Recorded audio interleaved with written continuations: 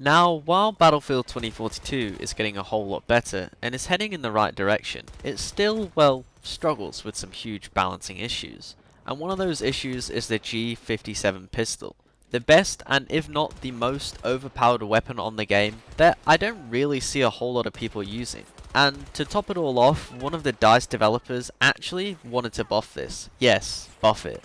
Surprisingly, it's better than most SMGs up close and kind of a lot of ARs up close to mid-range. Now, while some of you may have used it before, you may have not actually used it correctly. The perfect way to use the G57 and what makes it overpowered is actually the burst fire mode. Combined with the laser sight and the trusty old drum mag, this is what actually makes it overpowered. Then, with the drum mag equipped, your laser sight attached and burst fire mode activated, you're ready to deal some damage. Say hello to my little friend!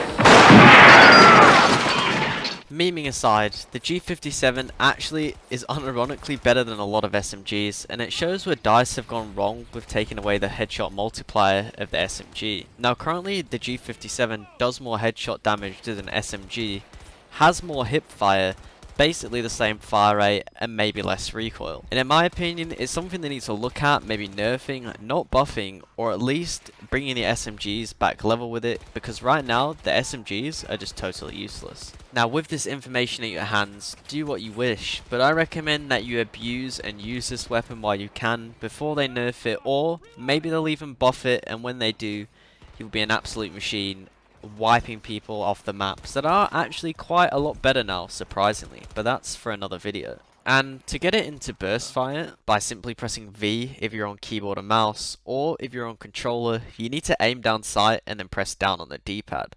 And after all that, and maybe you've used it since watching this video, let me know what you think of the G57 down in the comments, whether you actually think it's too overpowered, whether it needs a nerf or a buff.